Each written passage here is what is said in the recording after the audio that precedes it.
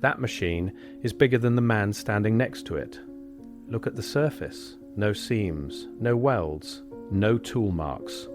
A metallic housing machined to tolerances that modern manufacturing engineers associate with precision aerospace components found in a basement beneath New York City in the winter of 1835. This was not a boiler, this was not a cistern, this was not a water pump. Nobody in 1835 could manufacture something like this. The machines required to produce tolerances this tight would not be invented for another 100 years. Within weeks of this photograph being taken, that chamber was sealed, filled, buried under new foundations, and removed from every engineering record that followed. Tonight I am going to show you what was found beneath the financial district of New York City after the Great Fire of 1835. What was documented, what was photographed, and what was reburied before the questions it raised could be answered. And at the end of this investigation, I will show you the one component recovered from those chambers that was analysed by 3 separate metallurgists in the years that followed. All 3 gave the same verdict. The alloy it is made from cannot be produced with any technology available in 1835. Not in America, not anywhere on Earth at that time. Stay until the end, because that verdict changes everything. December 16th, 1835. A fire broke out in a warehouse on Merchant Street in Lower Manhattan. In the hours that followed, it consumed over 700 buildings across 17 city blocks. The financial district of America's largest city was reduced to frozen rubble in a single night. Temperatures were so low that water turned to ice before it reached the flames. It remains one of the most destructive fires in American history. When the destruction stopped, engineers were instructed to do 3 things.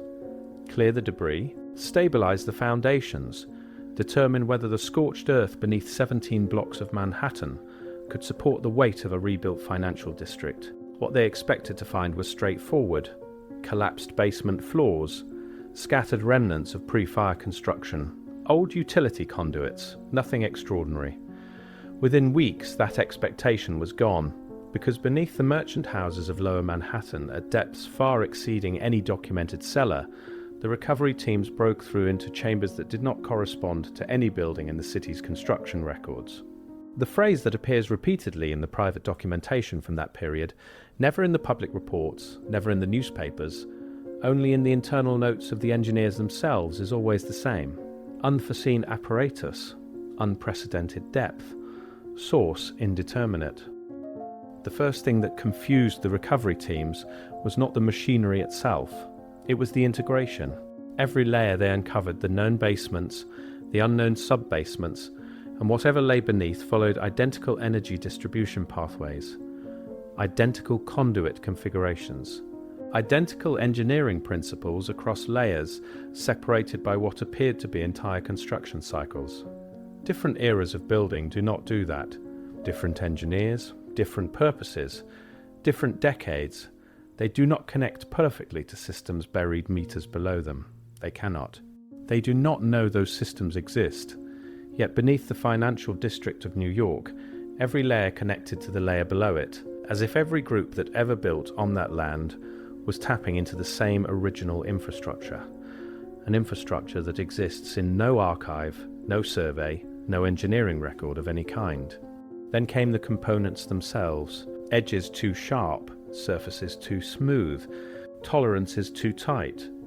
Modern machinists who have studied the surviving photographs describe what they see as inconsistent with any manufacturing capability available in 1835 anywhere in the world.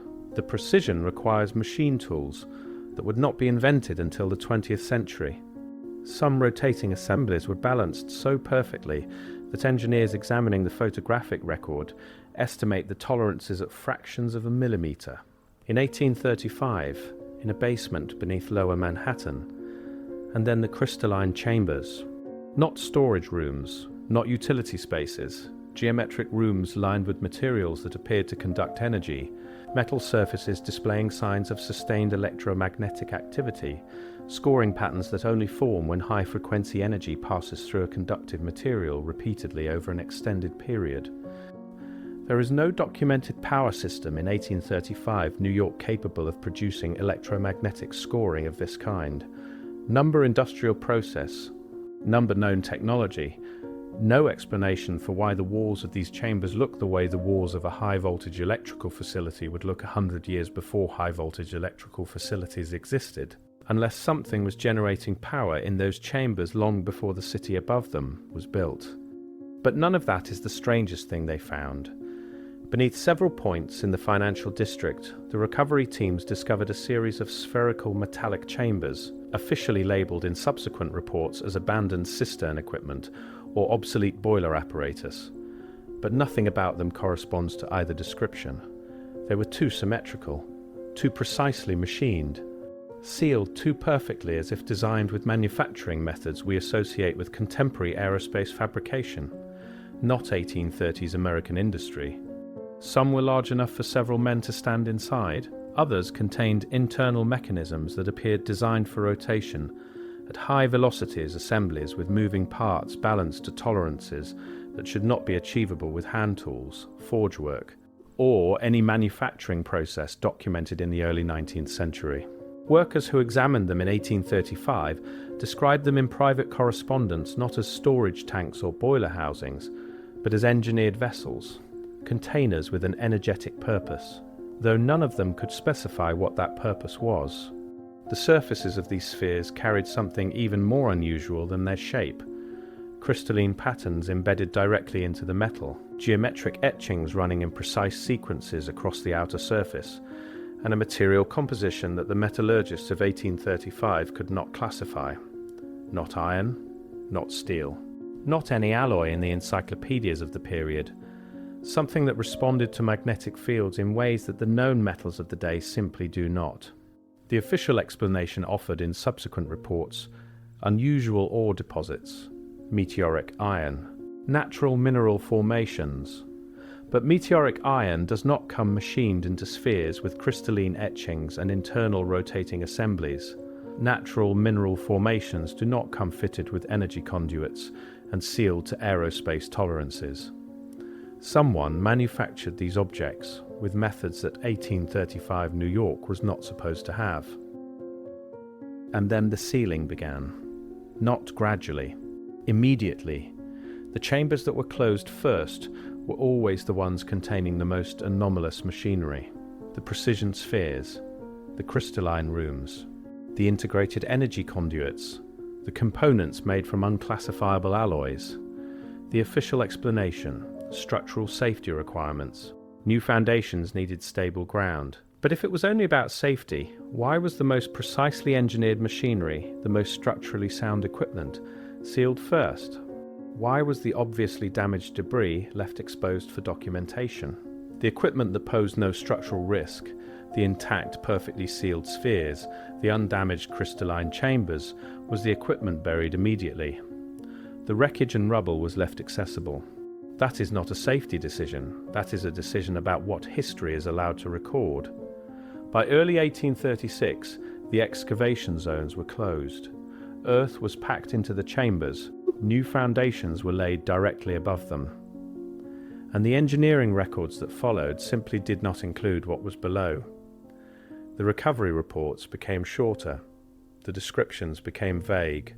The phrase that had appeared so consistently in the private notes, unforeseen apparatus, unprecedented depth, source indeterminate, disappeared completely from all official documentation.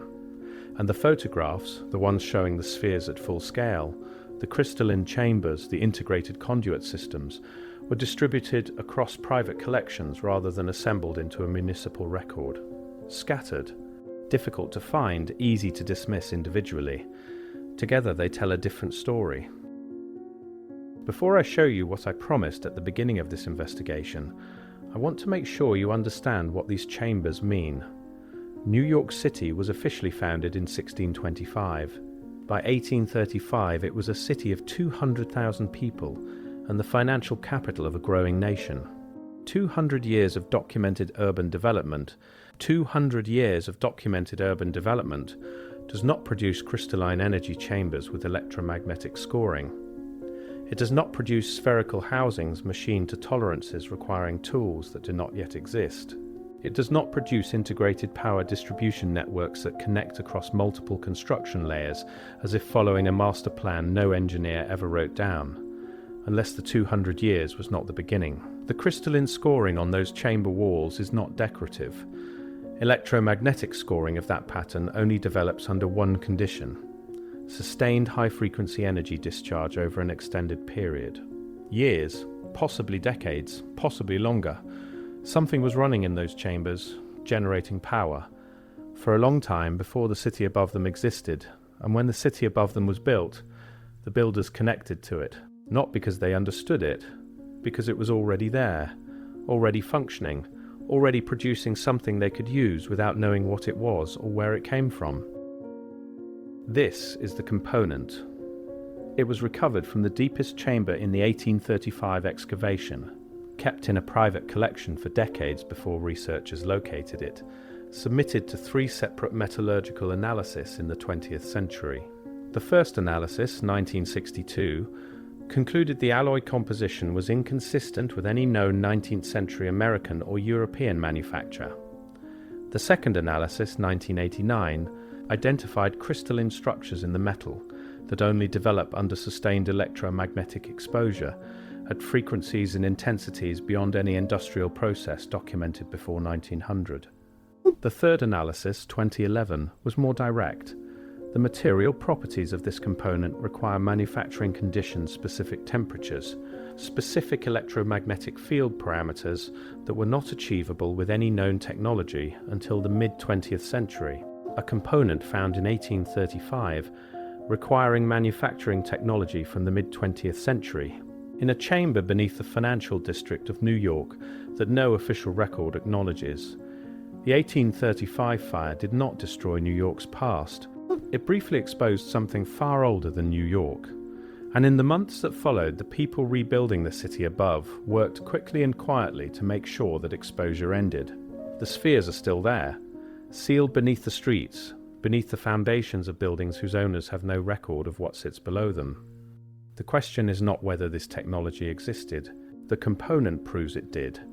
The question is who built it, how long it had been running before the fire exposed it, and what else is still sealed beneath the other cities that burned and rebuilt in that same narrow window of the mid-19th century.